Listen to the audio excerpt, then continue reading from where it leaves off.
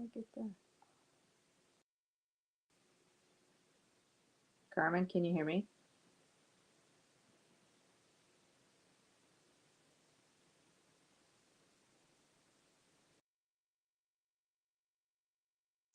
Vicky, I can hear you. Thank you.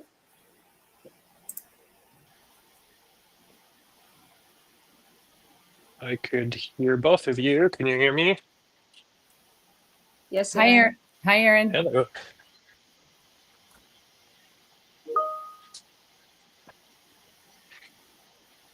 Technology is our friend. I'm going to be repeating that over and over.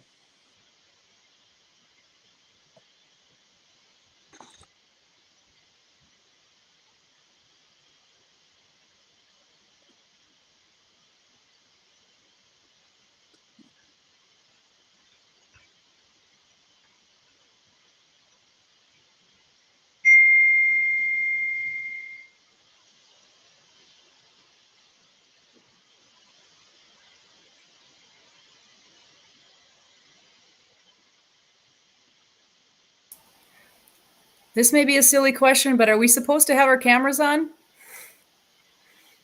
For all but Joe? I'm trying to get mine on, but it doesn't look like it's working.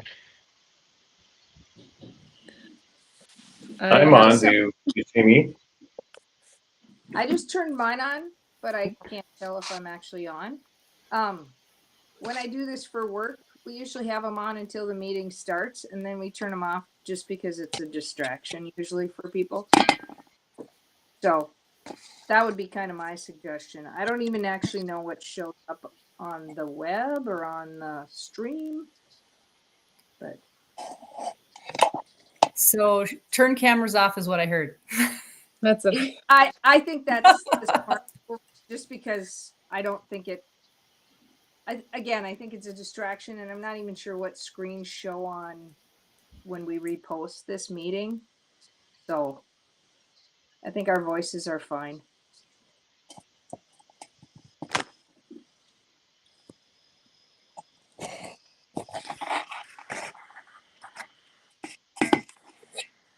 Do we know if we have everyone? We have Susan and we have Aaron and we have Joe.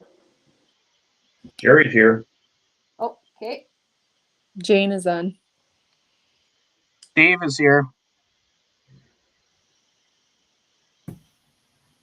Your clerk, Jeff, is here. And attorney. I shouldn't sell myself short. Yes, you shouldn't. Hi, Jeff. I'm going to say then that your president is here if we're throwing out titles. Okay, so Zoe might be our only one who we don't have yet. Maybe.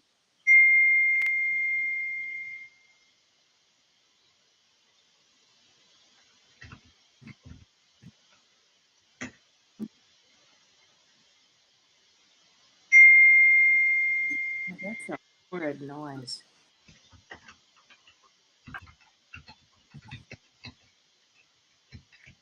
Joe is texting saying room is full.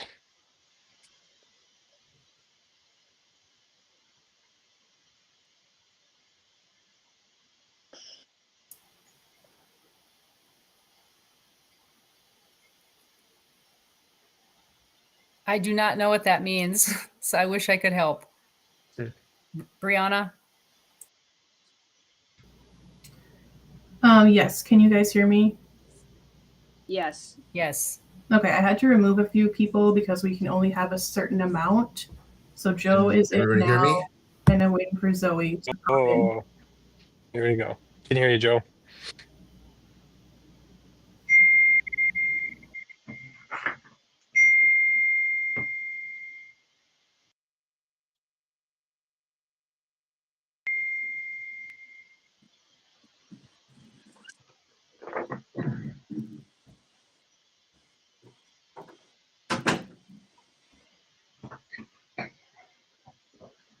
Okay, do we think we are ready to go?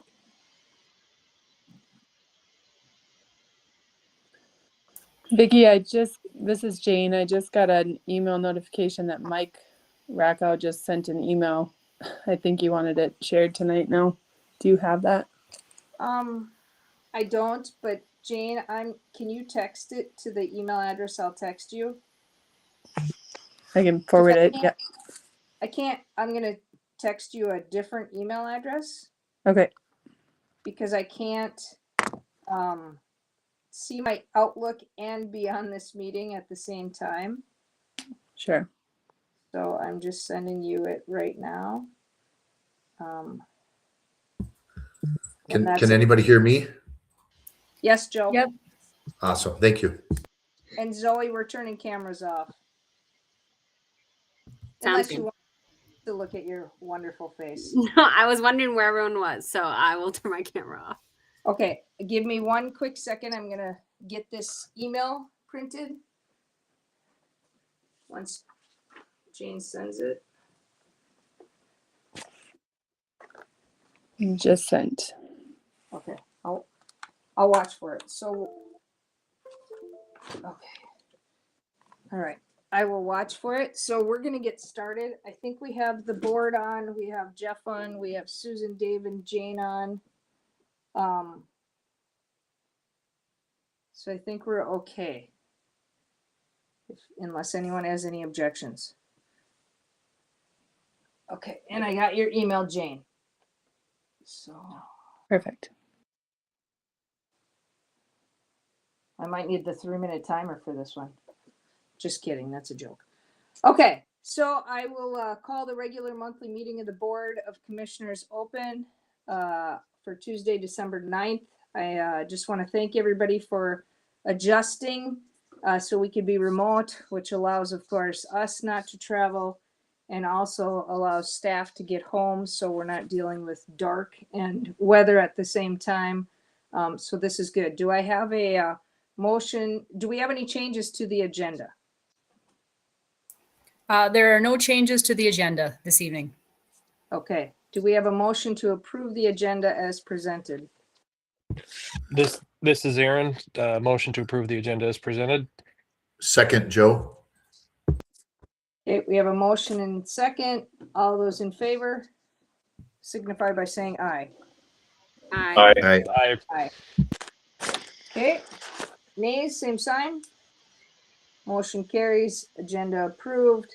Moving on to the consent agenda. Do we have a motion to approve the consent agenda or any comments about the agenda? I'll move to accept the consent agenda as written. Second. Okay, we have a motion and a second for the consent agenda. Any comments, concerns? Okay, hearing none. Jeff, please poll the board. Commissioner Absey, Aye. Commissioner Hill. Aye. Commissioner Deutsch, Aye. Commissioner Rosted, Yes. Commissioner Dawson. Aye. Motion carries. Moving on to the regular agenda. The first item on our agenda is the recognition of audience/public comments. We knew in advance that we had some people who were probably or possibly going to be attending the meeting. So we reached out to them when we knew we were going to change this to a remote meeting to allow them to provide those comments. And of course, we invite them to come to another board meeting and do this in person and speak on their own behalf. But we do have 3 people who have submitted comments. Normally we ask for their name and their address. I obviously have email addresses and names, so I'm just going to read each one of those as the public comment part. So the first one we have is David Nelson, and it says, I have just one simple question for the board. I believe that the closing of Broadway Station is purely an economic decision on the board's part. I would like to know what value the board puts on the friendships and camaraderie developed at the station. The second input we received, the second email, is from Deborah Mize. And it reads, we are here this evening as valuable members of the community. As you know, Broadway Station is scheduled to close in August of 2026, with the only reason being given is that the lease is too much money. The value of Broadway Station cannot be measured in dollars and cents. Seniors attend and participate in activities, programs, and receive nutritious meals. But more importantly, they have created a community where they socialize, celebrate life events, and form valuable friendships, checking on each other, and giving and getting support. Over the past year, seniors have continued to express that Trollwood and now Yonkers Farm are not a viable solution if Broadway Station closes. Many seniors have stated they will not go to either Trollwood or Yonkers Farm if Broadway Station is closed. The senior community feel they are not being listened to. It will impact the quality of life for seniors if they no longer participate in programs, activity, and socialization. Seniors feel they are being downgraded after all the years of living, working, and paying taxes in Fargo. Closing Broadway Station at this time without a viable solution will be detrimental to the senior community in North Fargo. Our seniors deserve better. And the third one, which we just received, is from Michael Rachow. Excuse me if I mispronounce his name. And this is how it reads. Good evening to all of you in attendance at the Fargo Park Board meeting. I've been asked to speak on behalf of the North Fargo seniors and their request to keep the Broadway Station open for their use in the future. How long has it been now since this issue was first brought to the attention of the people most affected by your pending decision? 9, 10 months, perhaps? In all this time, many have attempted to persuade the Park District to see our point of view and sign a new lease. When it comes to my approach, instead of trying to tug on your emotional heartstrings, I have endeavored to use logic and reason to persuade you. I had hoped to persuade you into seeing that there is still value and merit in continuing to rent the place and hope you would see your way to approve a new lease. After these many months, here are a few impressions I have come to during the process. Frustration for one, it seems the seniors are looked upon as a problem rather than as an opportunity. Why are we so resistant to change, or why are the seniors so fixated on that particular location? My response to that last one can be directed to you on the park board. You have your own jobs, careers, etc., and some of you may run your own business. What are the top 3 things that every business is concerned about? Location, location, location. Another impression that some of us had can be described as tone deaf, or to put it another way, the Park District and the North Fargo seniors seem to be working at cross purposes. You say you are listening to the seniors, but your actions often seem to indicate that you are not. Perhaps the problem is transparency. After all, this whole issue started with rumors we heard about the potential closure of Broadway Station. Even today, it seems to me that we are often in the dark as to the process and the decision making. For example, the seniors say they enjoy the existing programs being offered, but the Park District states that they want to get feedback from the entire north side and set up open house meetings at Yonkers Farm and rent in the Fargo Dome for listening sessions. The open house took place on a Wednesday, the busiest day at Broadway Station with our activities. How many showed up at Yonkers Farm? 5 to 6 people. You rented a huge ballroom in the Fargo Dome. How many showed up? There were 10 people in my session. 3 of them were Park District employees and 2 were from South Fargo. But I guess you tried, so I don't necessarily disagree with that decision. As for alternative site, Yonkers Farm and Trollwood Village have been floated. Well, if you Google Yonkers Farm, you find that the Park District has some big plans for that entire area. It now makes sense why a brand new dog park was built just 3 blocks from the old one. The Park District plans to spend millions for an entertainment complex. Did all of you on the park board know about this? The plan was approved in 2023, so I'm sure some of you did. I was unaware until someone recently pointed it out. I'm sorry, I'm not doing a timer tonight, so I'm just reading the whole thing. Trollwood Village would seem the more likely spot, but they are privately owned, so they are not obligated to agree to your request. If anything, the new owners are trending away from a senior center with all of the recent actions. Rooms are being rented out to a daycare, a brewery, and a movie theater. The owners are appealing to non-seniors in hope of keeping their facility fully rented. Current seniors who reside there are becoming concerned they will have to look elsewhere. Are all of you on the park board aware of this new information? As to the location, both of these are far north end of town. If Broadway Station is shut down, that means the only remaining senior center in Fargo is the one located at 32nd Avenue South. This means the Valley Senior Services, which provides meals to seniors and has as their mission statement to help seniors maintain their independence, will in effect not be providing seniors to 2/3 of the seniors in the city. Those of you on the park board today no doubt ran for the office because you wanted to help people, you wanted to perform your civic duty and help city plan for the future. Are you going to say that you're okay with this plan by the Fargo Park District to shutter the Broadway station? How does taking away services help the people? Those are just some of my thoughts on this issue today. Thank you for your attention. And that ends the comments by Mike Rucho.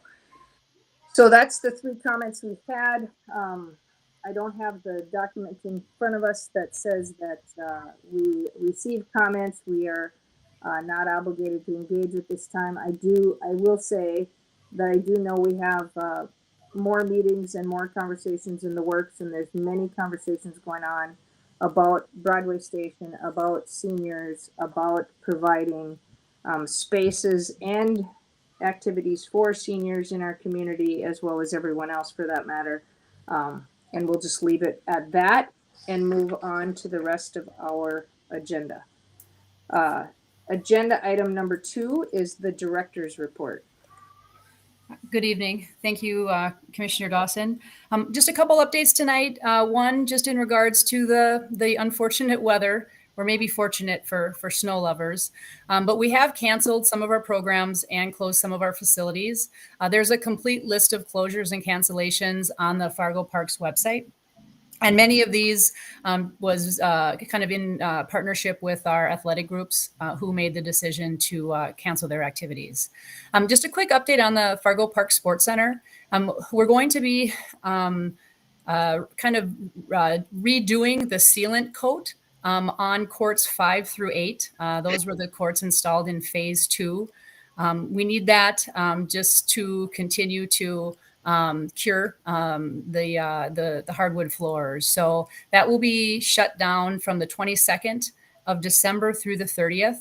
But I do want to note that the courts 1 through 4 will be open, and we have been able to accommodate the rentals that were on the schedule, and also still have opportunities for open play. So Kaylee and her team did a great job at trying to make sure that we could accommodate our rentals and activities during the Christmas break. An update that we're having another all-staff meeting this Thursday, December 11th. We're really hoping to do some celebrating of all the accomplishments that we as an organization, as a park district, completed in 2025, and then also look ahead and start focusing on our goals for 26. I wanted to address the press release that went out last Friday about the cybersecurity incident that affected our phones, email, and internal systems. We're working we are continuing to work with outside forensic experts to fully understand the scope of what occurred. The investigation is still underway, and if we learn that any personal information was impacted, we will notify those affected and provide the appropriate support as required. We have posted some frequently asked questions on our website to help the community with answers to some questions. And we've also set up a call center for any cybersecurity event questions that people can call if they have questions. Investigations of this type take some time to ensure accuracy and thoroughness, and we will definitely share any updates as soon as we have them. And those are the updates that I have for tonight. Thank you. Thank you, Susan. Third agenda item is governance committee update. Commissioner Rosted. Thank you, President Dawson. We met on Wednesday, November 26th, the governance committee, and we spent the committee meeting talking about performance evaluation and moving forward with executive director's position. The first thing we realized, so this is our first time with the new strategic plan and the new policies that we adopted along with the strategic plan, and we quickly realized that we need to start the process a month earlier in order to get all the boxes checked as we work our way through the evaluation process. So we talked about changing the plan for next year. Instead of waiting, we're going to start a month earlier with the review inputs from the commissioners on performance, and then we'll have the president and the vice president do a sit-down formal meeting with the executive director, and then it'll culminate with decisions in December in terms of contract and salary adjustments and things like that. The next thing we talked about was market analysis of the executive director position. We asked HR to pull some comparables so we could look at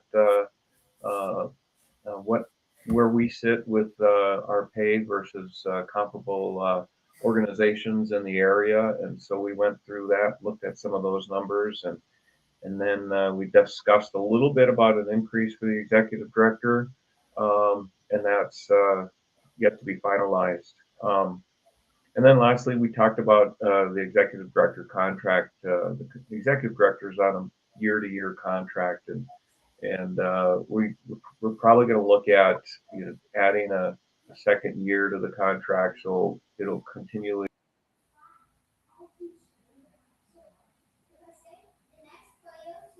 Gary, renew 1 year over. It doesn't change. We'll be looking at that here in the next month, and that's my report.